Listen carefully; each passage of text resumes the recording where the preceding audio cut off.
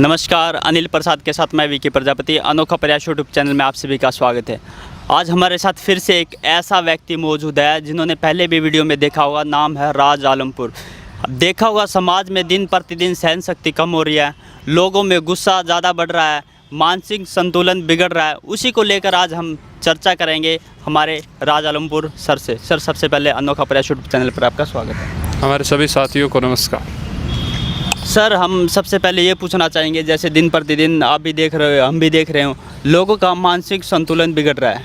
इसको कैसे रोका जा सकता है और इसके क्या क्या कुछ सिम्टम होते हैं? देखिए, मानसिक स्वास्थ्य ना सिर्फ हमारे रोहतक के लिए बल्कि पूरे भारत के लिए, पूरे विश्व के लिए कोरोना के बाद एक बड़ा विषय बन गया है। इसके पीछे काफ़ी वजह रही हैं, जिनमें सबसे महत्वपूर्ण वजह तो यही है कि लोग आइसोलेट हो रहे हैं, किसी से बात नहीं हो रही और लोगों को समझ में आ रहा है कि जब तक हम समाज या सामाजिक रूप में आगे नहीं आएंगे तो धीरे धीरे हमारी ओवर थिंकिंग, हमारा स्ट्रेस, ज़्यादा सोचने के अलावा छोटी छोटी एंग्जाइटी या डिप्रेशन के जितने भी केस हैं वो कोरोना के दौरान बहुत ज़्यादा बढ़ गए हैं। तो सबसे पहले तो हमें इन विषयों को समझना पड़ेगा कि किस तरीके के सिम्टम हमारे पास आते हैं। जैसे किसी आदमी को कैंसर होता है और वो लास्ट स्टेज पर यदि डायग्नोज होता है तो फिर उसे क्योरेबल वो पॉसिबल नहीं होता।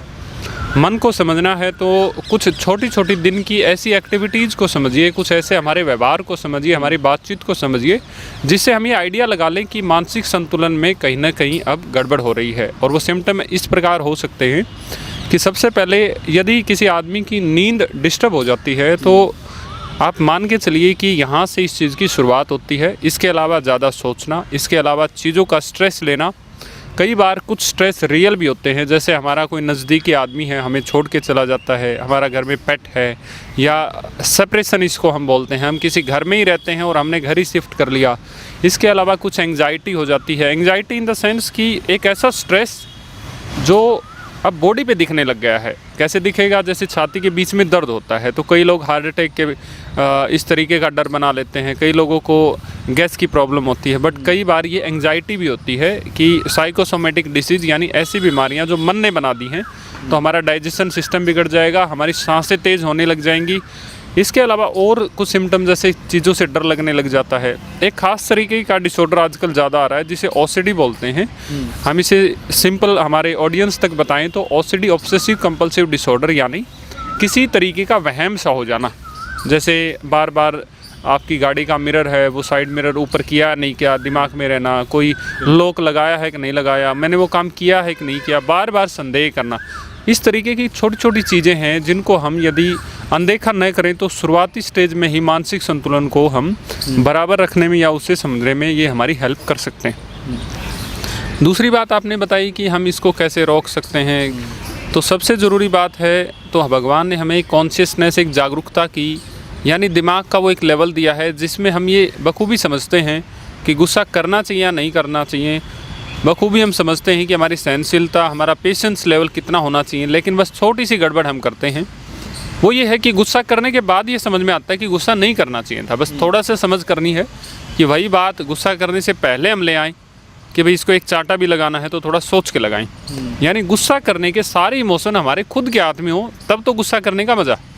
आप गुस्से को हमेशा नेगेटिव ही ना लें, क्योंकि हमारे देश में बोलते हैं गुस्सा कम करो, गुस्सा कम करो। कई बार गुस्सा करना ज़रूरी भी होता है, पर हमें छोटी छोटी चिरकुट चीज़ों के लिए गुस्सा करना है, छोटी छोटी व्यवस्थाएं बदलने के लिए गुस्सा करना है। छोटी छोटी चीज़ों के लिए हमने इतने बड़े अपने इमोशन हर्ट कर दिए। तो गुस्सा करने से पहले ये समझिए कि क्या आप अपनी मर्ज़ी से ये इमोशन, अपनी मर्ज़ी से गुस्सा कर सकते हैं या नहीं। यदि ये बात गुस्सा करने से पहले समझ में आ जाए तो नंबर एक पॉइंट ये रहता है। दूसरा, कई बार ये देखना ज़रूरी होता है कि हम किसी के साथ भी किसी तरीके से डील कर रहे हैं तो यदि उसमें हम 2, 4, 5 सेकंड सोच समझ के डिसीज़न लें तो बेनिफिट होता है। एग्जाम्पल दो, बाइक का एक्सीडेंट हुआ, 500 रुपये का नुकसान है, लेकिन इसके बाद लाखों रुपए का नुकसान हो सकता है, हज़ारों रुपए का नुकसान हो सकता है। ये डिपेंड करता है कि दोनों लोगों की साइकोलॉजी कैसी है। तो इसीलिए ज़रूरी है थोड़ा सा उस समय से पहले ये समझें कि ये वाला काम हमें करना है या नहीं करना, ताकि हमारी समझ से वो काम हम कर पाएँ। तो सर, एक सवाल ये उठता है कि लोगों में, जैसे हम भी देखते हैं, आप भी देखते हो, सहन शक्ति दिन प्रतिदिन ख़त्म होती जा रही है। सहन शक्ति ख़त्म होती जा रही है, इससे लोगों को कैसे जागरूक कर सके हम? क्योंकि हम सहन शक्ति कम हो रही है, कई बार हम गलत कदम भी उठा लेते हैं जो बहुत नुकसानदायक होता है। ये निश्चित ही जागरूकता की कमी है कि हम बहुत जल्दी हाइपर हो जाते हैं, बहुत जल्दी निर्णय ले लेते हैं। और आपने पुराने समय में देखा होगा, जब हमारे बुज़ुर्ग होते थे तो वो सम्मानित लोग क्या करते थे, कोई भी बात हम उन्हें बताते थे तो वो बड़ा ध्यान से हाँ में हाँ मिलाते, धीरे धीरे रिस्पॉन्ड करते थे। और हमारी काउंसलिंग या साइकोलॉजी यानी साइकोथेरेपी में भी इस बात को बड़ा ध्यान रखा जाता है कि हम उस आदमी की तह तक, उसके डीप थॉट तक कैसे जाएं, जिसके लिए हम उनके साथ एक अच्छा रिश्ता बनाने की कोशिश करते हैं काउंसलिंग में। लेकिन आज के लोग अपने सीमित ज्ञान के कारण निर्णय ले लेते हैं। उदाहरण के लिए, अब छोटे छोटे बच्चे आप देखेंगे कि वो ऐसी एक्टिविटीज़, यानी 10th क्लास में फ़ेल हो गए, 12th में फ़ेल हो गए, कोई कोर्स कंपटीशन में फ़ेल हो गए, या किसी ने उन्हें रिजेक्ट कर दिया, या उनके साथ रिश्ते अच्छे नहीं हैं, माँ बाप ने उन्हें डांट दिया, तो इसके बदले में वो ऐसे निर्णय लेते हैं जिसका हम कहीं ना कहीं उस बात को सोच भी नहीं सकते। और इसके पीछे वही वजह है कि सहनशीलता, और सहनशीलता को ठीक करना है तो आप जागरूकता का लेवल यानी अपनी नॉलेज को बढ़ाइए। आप ऐसे इसे समझ सकते हैं, हमारी ऑडियंस इसे समझना चाहे तो एक रेफरेंस मैं देता हूँ। आपने या मैंने अपनी 5th या 6th क्लास में कोई लड़ाई की थी। अब मुझे ध्यान आ रहा है कि हाँ, एक बच्चे के साथ लड़ाई हुई थी, पर उस लड़ाई को आज मैं याद करता हूँ तो मुझे उस लड़ाई पे उस दिन तो मारपीट करने की और बहुत बड़ा जज्बा था। आज मैं उस लड़ाई पे हंसता हूँ कि यार देखो, हम छोटी छोटी चीज़ों के लिए कितना लड़ रहे थे। तो ठीक ऐसे ही जो पास्ट होता है उसी से हम थोड़ा बहुत आइडिया लें। अब इस बात को यहाँ समझें कि आज ये प्रेजेंट है, आज हम सहनशीलता ख़त्म कर रहे हैं, आज हम एक छोटे से टेस्ट क्लियर ना होने से पता नहीं कितने बड़े निर्णय ले रहे हैं, हमारे पेशेंस लेवल ख़राब कर रहे हैं। थोड़े दिन बाद आप सोचेंगे भाई ये 10th के नंबर तो इसलिए थे कि हमारी डेट ऑफ बर्थ पता लग जाए, ये 12th के नंबर तो इसलिए थे कि ग्रेजुएशन में एडमिशन हो जाए। और बड़े अजीब सी बात तो ये है कि जो हमारी क्वालिफ़िकेशंस हैं, जो हमारी डिग्रियाँ हैं, जो हमारे डिप्लोमे हैं, ये सिर्फ़ और सिर्फ हमारे मम्मी पापा की वो रसीदें हैं जिनके ऊपर हमने बहुत ज़्यादा पैसा लगाया। कोई नौकरी की गारंटी नहीं है, ये समझ में आ जाती है। लेकिन ये समझ में आए उसके लिए हमें समय चाहिए, और समय चाहिए तो हमें पेशेंस लेवल बढ़ाना चाहिए। मेरा कहने का कुल मिला के मतलब ये है कि जो निर्णय आज आप ले रहे हैं, कल ऐसा ना हो कि उसी निर्णय पर आपको खुद को हंसी आए। इसीलिए उस बात को सोच समझ के निर्णय लें, ताकि आपका पेशेंस लेवल ही आपको बहुत आगे ले जाता है। आज के दिन तुरंत हमें ये चीज़ें चाहिए। इसके पीछे वजह खान पान तो है ही, आज के दिन इंटरनेट भी है। 30-30 सेकंड में, 20-20 सेकंड में, अब यहाँ तक हमने वीडियो बनाई है, बहुत कम लोग ऐसे होंगे जिनका पेशेंस लेवल यहाँ तक आने का। आप समझ के देखिए, 30 सेकंड में हमें इतना ज्ञान चाहिए आदमी को, और ऐसे करते करते 30 सेकंड में आदमी का जो स्पैन ऑफ अटेंशन है, यानी ध्यान लगाने की जो लगातार जो समय चाहिए होता है, वो ख़त्म हो गया। तो पेशेंस को सेल्फ कंट्रोल से भी ज़्यादा रोका जा सकता है। ये 2 तरीके हो सकते हैं। तो सर, जैसे आपने इंटरनेट की बात करी, इंटरनेट से मुझे एक बात याद आई। जैसे आजकल लोग ना इंटरनेट होने के बावजूद अकेला रहना पसंद करते हैं, क्योंकि पहले जॉइंट फैमिली होती थी, पूरा परिवार इकट्ठा बैठता था, इकट्ठा टीवी देखता था। लेकिन आज दिन प्रतिदिन जैसे हम देखते हैं ना, तो व्यक्ति अकेला रहना पसंद करता है। ऐसा क्यों? देखिए, कोई भी आदमी अकेला रहना पसंद कर रहा है, इसका मतलब ये है कि जिस माहौल में वो रह रहा है वहाँ उसे जज नहीं किया जा रहा। एग्जाम्पल के लिए आप कई बार देखेंगे, इसे ठीक से समझे तो, एक बच्चा अपने पापा के साथ उतनी बात नहीं करता, मम्मी के साथ उतनी नहीं करता जितना वो अपने दोस्तों के साथ रहता है।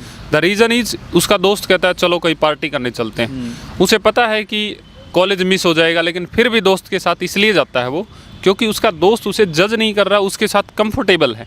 यही काम यदि हमारे माँ बाप, हमारा घर या हमारे समाज के लोग जितना ज़्यादा करने लग जाएंगे, तो लोग बैठ के बात भी करेंगे, एक दूसरे के साथ मिले भी। तो ना सिर्फ बच्चे की वो दिक्कत है, बल्कि उस समाज के, उसे अकेले उस आदमी की दिक्कत नहीं, बल्कि समाज के आसपास माहौल का भी फ़र्क है कि उसे जज ना करे और उसको ठीक से अच्छे से सुने। जैसे आपने देखा होगा, मोबाइल है, अब मोबाइल के सामने, अब मोबाइल आपको जज तो करेगा ही नहीं, तो आप उसके ऊपर अपनी कुछ भी चीज़ें शेयर करते हैं, कुछ भी आप डालते हैं। लेकिन जैसे ही आप देखेंगे कि फेसबुक पे कोई बात किसी ने डाल दी और नीचे किसी ने कमेंट कर दिया कि ये तो मज़ा नहीं है, और एक आदमी ने और कर दिया कि इसमें तो मज़ा नहीं है, एक आदमी ने और कर दिया मज़ा नहीं है, तो थोड़ी देर बाद पता लगता है पोस्ट ही डिलीट कर देता है। यानी एक आदमी अकेला रह रहा है। तो इसके पीछे एक मुख्य वजह यह भी है कि हमारा समाज उसके साथ किस तरीके से प्रतिक्रिया दे रहा है। दूसरे तौर पे कई बार अकेलापन इसलिए भी आदमी ले लेता है कि मानसिक रूप से वो परेशान। ऐसे समय में ना सिर्फ उसे एम्पैथी बल्कि उसे सिंपैथी की भी ज़रूरत है, ना सिर्फ उसके साथ खड़े रहने की ज़रूरत है, बल्कि उसके साथ एक सहानुभूति भी हमें दिखाने की ज़रूरत है कि ऐसा क्या है। ना समाज के ज़्यादातर परिवार ऐसे करते हैं, ये तो अकेला रहता है, इसको तो अलग ही रहने दो। मतलब वो रहना अकेला नहीं चाहता था, लेकिन अभी आपने उस बात को और ज़्यादा वैलिडेट कर दिया कि भाई ये तो अकेला रहना चाह रहा है, तो फिर उसे और अकेला कर देते हैं। करते करते करते आज तो उसने शुरुआत अकेले रहने की थी, लेकिन कल उसकी यही बात आदत बन जाती है, और ये आदत कल बड़े होते हैं तो कई बार आप देखेंगे बड़े बड़े लोग भी इस तरीके से करते हैं। एक क्वेश्चन और निकल के आता है, हार्ट अटैक जो बीमारी होती है उसके 3 स्टेप होते हैं, लेकिन फर्स्ट स्टेप आने के बाद हम उसको कैसे रोक सकते हैं? तो ये कहते हैं कि अगर 3 स्टेप पूरे हो गए तो व्यक्ति चला जाता है। हाँ, तो ऐसा कैसे, मतलब क्या कुछ सिम्टम होता है जिससे हम व्यक्ति को बचा सकते हैं? हाँ, देखिए वैसे तो ये कार्डियोलॉजिस्ट स्पेशलिस्ट होता है, बट शुरू में हम इसे एंजीना इफेक्ट भी बोलते हैं। यानी पहला सिम्टम जब रहता है एंजीना इफेक्ट, इसमें मोटे तौर पे क्या समझ में आता है कि इंसान को छाती के बीच में दर्द होने लग जाएगा, और दर्द होने के साथ में पसीना आने लग जाता है। ज़्यादातर लोगों को राइट साइड में आता है पसीना, कईयों को लेफ्ट में आता है, वटेवर जो एक स्पेशलिस्ट है वो और अच्छा बता पाएगा। तो उस समय में यदि हम अपनी ईसीजी या फिर एटलीस्ट और दूसरे जो हार्ट के टेस्ट होते हैं यदि हम करवा लें, तो कई बार जैसे भाई बिना स्टंट या फिर बिना ही कोई सर्जरी हम उसमें डील कर सकते हैं छोटी मोटी मेडिसिन के साथ, जैसे उस चीज़ में हम थोड़ा सा और आगे बढ़ सकते हैं। यानी शुरुआती लेवल यही है, और इससे भी शुरुआती लेवल हमारे देश में जैसे दूध दही का खाना है, तो दूध दही का खाने में जो घी है वो बहुत ज़्यादा है, और वो घी ज़्यादा होना ही चाहिए था किसी समय में। लेकिन आज क्या है, आज तो हमें दुकान से सामान भी लाना है तो हम मोटरसाइकिल लेके जाते हैं। पहले वाले टाइम में क्या था कि हमारे दादा, हमारे पापा या उनसे बड़े लोग जो बैठे होते थे वो बताते थे मैं कई किलोमीटर स्कूल जाता था, दौड़ते हुए जाता था, नदी पार करके ये करके जाता था। तो यानी वो कहने का मतलब वो इतना ज़्यादा फिजिकल एक्सरसाइज हो जाती थी उनकी कि उनमें कोलेस्ट्रॉल लेवल बढ़ता नहीं था। आज के दिन में आप देखेंगे कि हम घी भी खाना चाहते हैं इधर से, और पूरे दिन बेड पे पड़ा रहना चाहते हैं। तो सबसे ज़रूरी है जो ज़्यादा जिनसे कोलेस्ट्रॉल लेवल बढ़ जाता है, तो आप बेसिक टाइम टू टाइम जैसे 2 महीने 3 महीने में 4 महीने में बेसिक से टेस्ट होते हैं ब्लड के, वो आप करवा लें। शुरू में पता लग जाएगा तो शायद सर्जरी जैसी चीज़ें आपको ना करनी पड़े। बहुत बहुत धन्यवाद सर। अंत में अनोखा प्रयास यूट्यूब चैनल की टीम को क्या कहना चाहोगे? आप सभी टीम को सबसे पहले तो मैं बहुत आपका धन्यवाद करूंगा कि समाज में आप इतना अच्छे तरीके से नए नए लोगों से मिलके वहाँ तक के लोगों की इतनी अच्छी बातें जो शायद बड़े बड़े लोग कहीं ना कहीं हॉस्पिटल में फ़ीस भर के आते हैं, आप यूट्यूब के माध्यम से उन तक वो सूचना पहुँचाते हैं। ये अपने आप में एक बहुत ही खुशी का विषय है, और मैं सभी श्रोताओं को कहना चाहूँगा कि आप इस सोच को सलाम करिए, और सोच को सलाम आप बैठ के मत करिए, किसी कमेंट में इनको अप्रिशिएट कीजिए, कहीं पे अपनी वीडियो शेयर कीजिए, इनका भी हौसला बढ़ता है, ये भी समय लगाते हैं। और मैं भी आपको दोबारा से बहुत धन्यवाद देता हूँ। Thank you. इस वीडियो पर आपकी क्या प्रतिक्रिया कमेंट करके ज़रूर बताएं, ताकि हम और आप चाहोगे तो अगला इंटरव्यू भी सरकार ले सके। बहुत बहुत धन्यवाद। जुड़े रहे अनोखा प्रयास यूट्यूब चैनल से। चैनल को सब्सक्राइब करें, लाइक करें और कमेंट करना ना भूलें। बहुत बहुत धन्यवाद।